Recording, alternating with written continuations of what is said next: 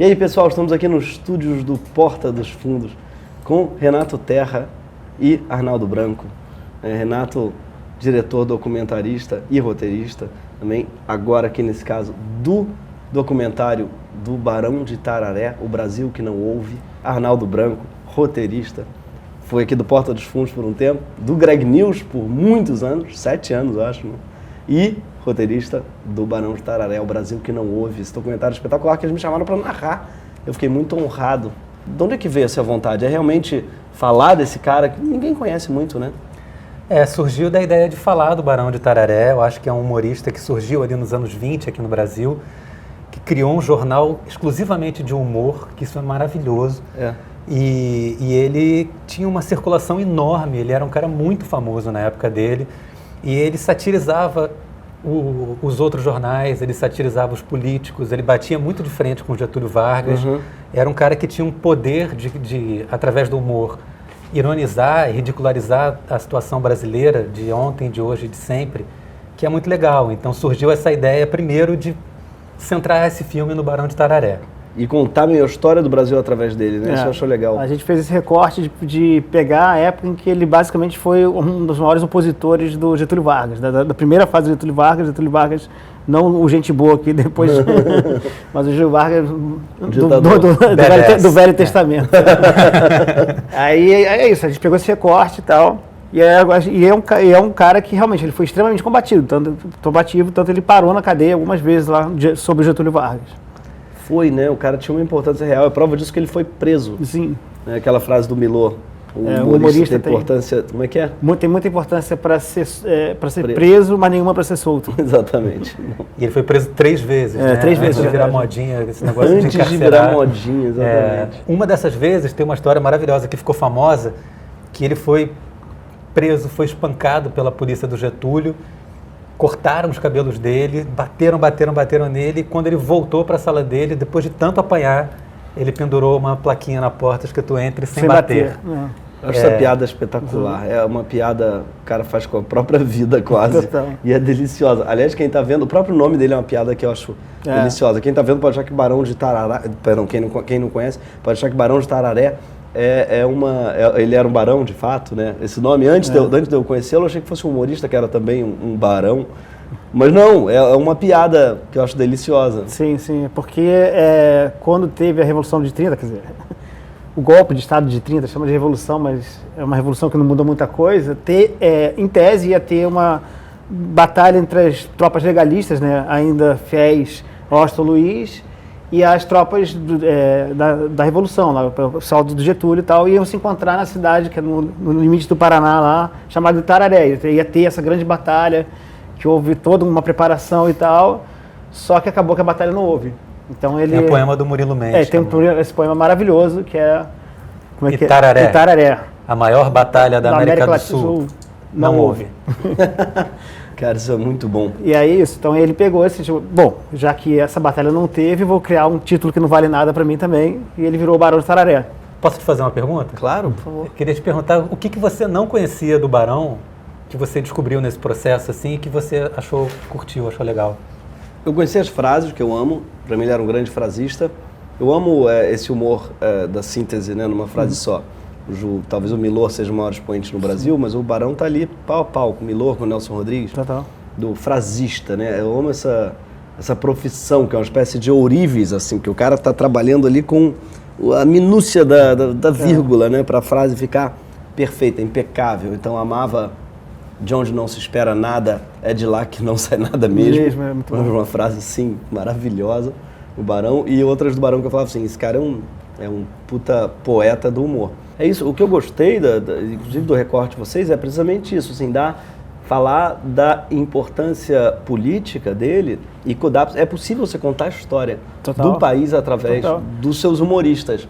Assim como é possível, vocês podem fazer dois depois talvez, vamos dizer sobre o Pasquim, em que é possível você contar a história da ditadura militar sob o ponto de vista do Pasquim, né? A gente fala da história do Brasil ali no filme e a gente tem um pouco dessa pretensãozinha, assim, da pessoa sair do filme e falar: entendi o que era a intentona comunista, entendi o que é o plano Cohen, entendi a Revolução de 30, os integralistas. A gente vai passando por isso, e a gente quis passar por isso de um jeito engraçado, divertido, trazendo um pouco da linguagem de internet para o documentário também, que eu acho legal. Isso é muito a linguagem do meme, a velocidade da internet. E eu acho que é um filme que poderia passar em escola, assim, por exemplo, para as pessoas entenderem um pouco da história do Brasil, rindo, se divertindo. Você falou das frases do Barão, tem uma que eu descobri com o filme que eu achei maravilhosa, que se tornou a minha preferida, que é em caso de guerra, ou mato ou morro. Ou eu corro pro mato, ou eu corro pro morro.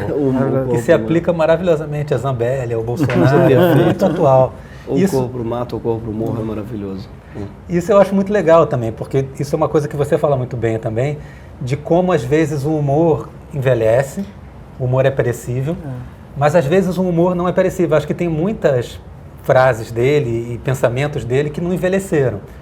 Por exemplo, a frase de onde menos se espera, que não surge nada mesmo, permanece na boca das pessoas, e é uma frase que eu acho que é atemporal.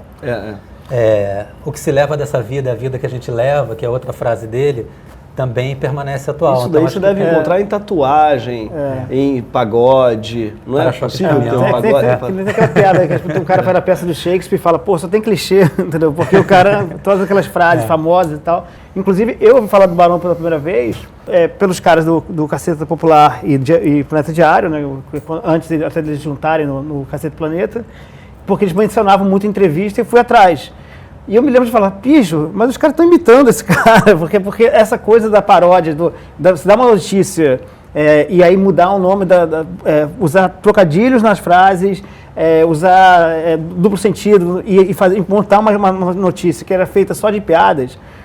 Eu falei, poxa, mas então já tinha um precursor disso, porque o Pasquim tinha uma outra coisa, era um jornal de mais de ensaio, era um jornal mais... o humor dele estava em outro lugar, às vezes. Eu acho que esse tipo de humor também em cima do noticiário, muitas vezes tem essa qualidade, assim, de, às vezes, o leitor entender a situação, clarear a situação de alguma maneira. Total. Eu acho que o John Oliver tem isso também, acho que o Greg News teve isso durante muito tempo também. Você tinha uma coisa de você trazer uma reflexão sobre determinado assunto. Né? E o humor, ele é uma porta de entrada, né, para outras drogas. Mais pesadas, né? Exatamente. Agora, a frase, algum frasista, eu acho que deve ser o Chesterton, um barão de Tararé gringo, que diz que o humor, ele tem a capacidade de entrar dentro de quartos trancados, né? Porque enquanto a gente está tentando arrombar a porta, a piada ela entra pelas frestas. Verdade. Porque a piada ela é gasosa, assim, né? Ela funciona de uma maneira que ela não respeita portas trancadas. Então o humorista tem esse poder e o Barão certamente conseguiu. Mas tem um dado que eu acho engraçado também, que ele não dá para dizer que ele ganhou as batalhas ou que ele mudou de verdade, né? Isso que eu acho bonito também do documentário. Não é também como se o Brasil tivesse mudado, ele tivesse derrubado o Getúlio Vargas, vamos supor, ou que ele tivesse trazido a democracia. Também não dá para dizer isso do Pasquim, também não dá para dizer isso de modo geral. O próprio Ricardo Araújo Pereira diz, você conhece a piada que derrubou os nazistas? Não, porque não foi uma piada, foram tanques mesmo. E assim, tem um pouco isso, que é bonito, que é humor como a ferramenta dos vencidos, dos derrotados, né? E não dos vencedores. Então, ele não fez o Barão ganhar, não ganhou nada, foi preso, espancado, não morreu rico, famoso, poderoso, não virou presidente, não nada. Porque a piada não era para ele ganhar, era para conviver bem com a derrota em algum lugar, né? Isso eu acho bonito também. Barão, a começar pelo título, é um desimportante total, assim, um cara que não muda, não é, embora dê para contar a história do Brasil através dele, não é por causa dele que a história aconteceu, né? E eu amo ele é Barão de Tararé, né? Ele não é o Barão do Rio de Janeiro, de São Paulo, de uma grande cidade, assim, ele é o Barão de Tararé, de uma batalha que não houve. É lindo isso. E conceder um título de nobreza que não valia para ele. E é bom.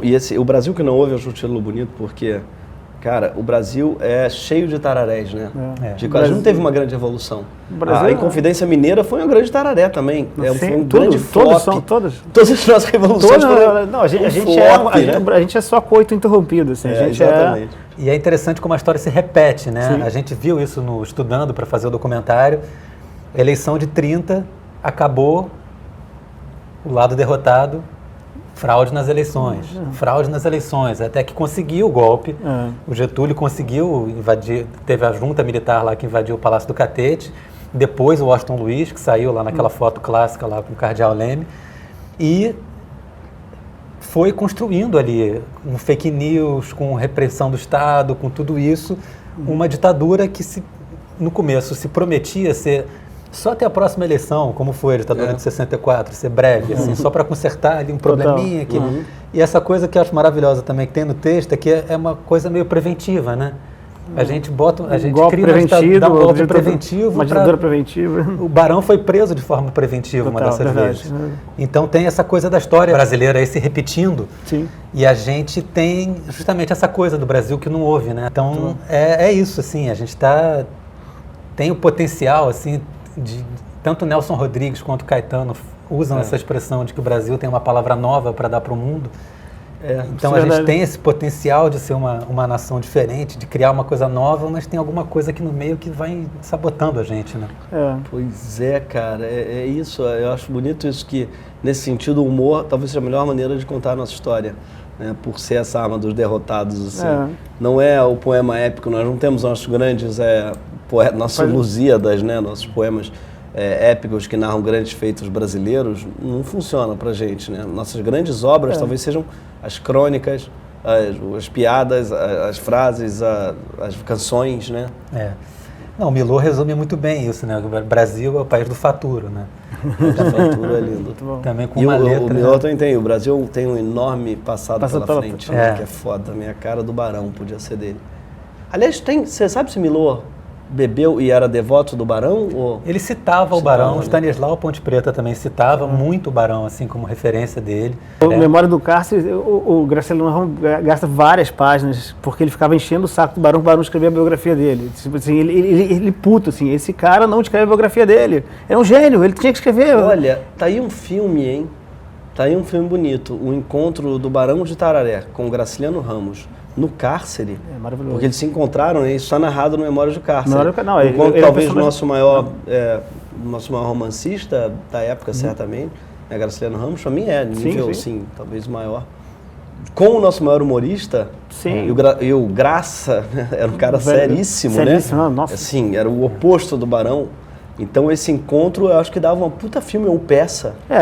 Tem uma cena, né, com os dois, mais de uma tem um filme de ficção, no Memórias do Cárcere com o Carlos Vereza e tal, aparece o Barão, tem uma cena no filme, e ele tem essa coisa muito assim, tipo, é muito engraçado mesmo, porque o Graciliano ranzinza o tempo todo, ele reclamando do Barão, não sei o que lá e tal, e o Barão sendo completamente ele e tal, e falando que um dia eu escrevo minha biografia, totalmente procrastinador, e o outro lá com sentido de missão, que a gente está aqui preso, e super comunista e tal, e o Barão muito mais, deixa pra lá e tal.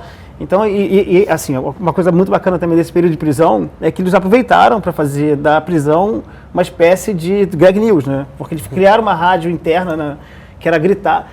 Tinha várias coisas engraçadas nessa coisa, que inclusive eu li antes no Graciliano do que no Barão, que é, por exemplo, sei lá, eles faziam...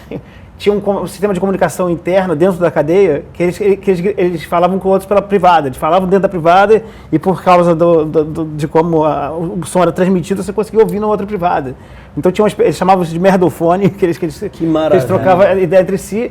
E eles criaram uma rádio dentro da prisão, que era uma rádio que tinha roteirista, a Rádio Libertadora, que todo mundo escrevia roteiros e não sei o que lá, e tinha programa de humor e tal, gritado das celas para o pátio central, as pessoas ouviam, então tinha cantor, então, assim, todo mundo preso nessa ocasião, né, porque foi do golpe comunista, foram muitos intelectuais presos, tinha muita gente criativa lá dentro, então se fez milhões de coisas, inclusive, sei lá, também teve bastante, como é que chama, oficinas, as pessoas ensinavam os outros ensinavam, sei lá, oficina de slime, né? Eram makers da época deles e tal, mas é muito legal, cara, assim, é muito engraçado porque naquela seriedade do Graciliano você entrevê o humor que rolou lá dentro, essas piadas, é mó legal isso. E é mais uma coisa que se repete na história brasileira, né? Sempre que tem um golpe, os artistas são presos. Porque realmente a gente também tem toda uma literatura de cadeia, né? Na cadeia as pessoas não têm muito mais o que fazer além de criar e tal. Então a gente tem muitos textos criados na cadeia e tal, eu adoro a história da prisão do Pasquim, né? Todos eles foram presos, quase todos eles foram presos, então os que ficaram... Oi? Não, acho não. Assim, agora que você não pode rir disso, né? Mas foi uma prisão festiva. Eles ficaram presos e basicamente transformaram aquilo num zaralho e tal. Conseguiram infernizar a ditadura até que foram libertados. E tem uma coisa curiosa ali, que são prisões completamente... É arbitrário, porque assim, não é que eles eram exatamente, estavam articulando, não tinha uma acusação específica. Não era da luta armada, né? Não era exatamente um comunista, né? Não era luta armada. Não, o Paulo Francis, gente. Paulo Francis, até ele era de esquerda, mas ele estava quase já virando a chave ali e tal. Era uma coisa completamente aleatória. Por que uns foram presos, outros não? Porque na verdade é isso, ridicularizar um regime que precisa de uma fachada séria, que precisa ter mão de ferro e tal, e o cara que consegue ridicularizar, ele é evidentemente um inimigo que você precisa meio que silenciar de alguma forma e tal. E não dá para fazer pela intimidação, porque não rolou, tentaram várias vezes, eles prenderam de uma vez. Isso é muito legal que você falou, e a gente tem uma capacidade de juntar humor com poder, que é uma coisa absurda, assim. Você pega, por exemplo, esses escândalos todos de corrupção, a capacidade que as pessoas têm de criar apelidos maravilhosos. Sim, é genial, assim, acho que todo feio merece uma todo status, feio, assim. Verdade. Todo feio é o nome de um acusado da Lava Jato investigado, é maravilhoso. Todo feio. Ele não podia ter outro apelido. Ele era todo feio. Todo feio. Enfim, e aí tem uma lista de apelidos da Lava Jato, assim, sim, maravilhoso. Muitos dali maravilhosos. Então, você vê como o humor também dentro da corrupção, fora da corrupção, ele está muito presente Total. E você falou ali do Graciliano Ramos preso com o Barão de Tararé. Isso que eu queria te fazer uma segunda pergunta, que é... Tem uma espécie de visão de mundo do humorista, né? Você, não sei se nasce assim, mas você desenvolve isso de você ver, mesmo preso, mesmo nas situações adversas, ou principalmente nas situações adversas, um gancho para a comédia, ou ver as coisas de um jeito engraçado, né? Como é que isso funciona para você?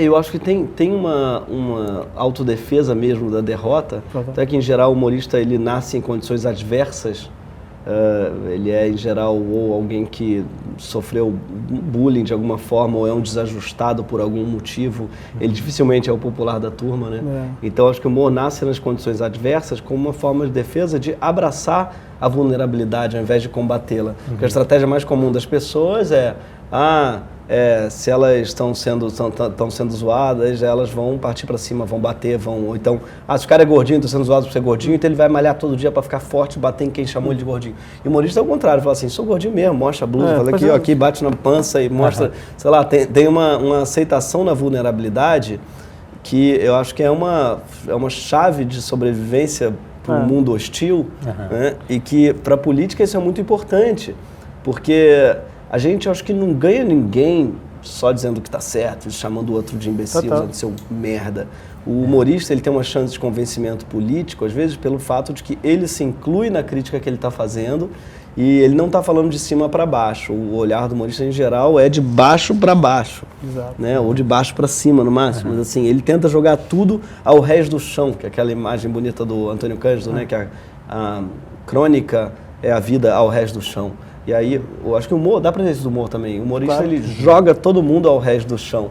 Então ele tem esse trabalho que eu acho que é de redução das desigualdades de poder, porque todo mundo tem a mesma desimportância para o humorista. E eu queria também recomendar aqui a biografia do Cláudio Figueiredo, chamada Entre Sem Bater, a vida do Aparício Torelli, o Barão de Tararé.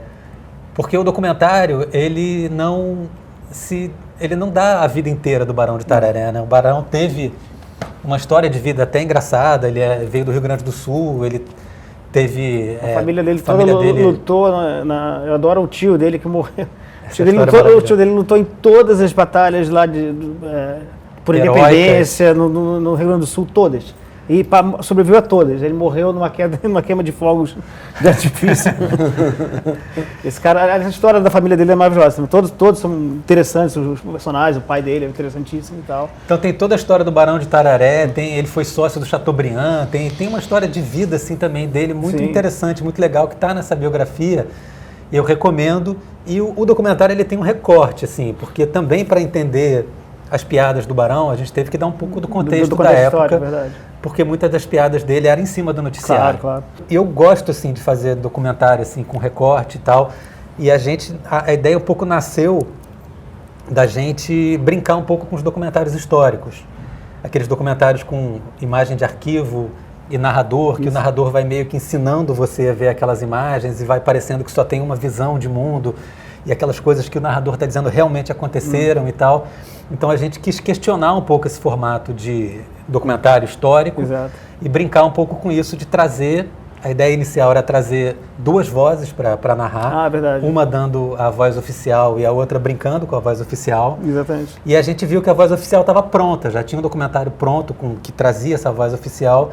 E a gente gostou muito assim de brincar com essa voz. Então tem momentos no texto assim que você fala assim, olha o que esse narrador está falando, ele precisa de um psicólogo. Então é bom legal porque de vez em quando o Greg entra dando contraste, mas pô, qual é, cara? Me diz aí qual é essa aí, o narrador. E eu acho legal, assim, como pessoa apaixonada por documentário, que se dedica a isso, assim, eu acho legal dizer que há várias maneiras de se fazer documentário hoje. O documentário brasileiro, porra, é um dos expoentes no mundo, assim, a gente faz documentários muito bons aqui. Verdade. E quem está preso ainda a esses documentários históricos, assim, de narrador, com voz e tal,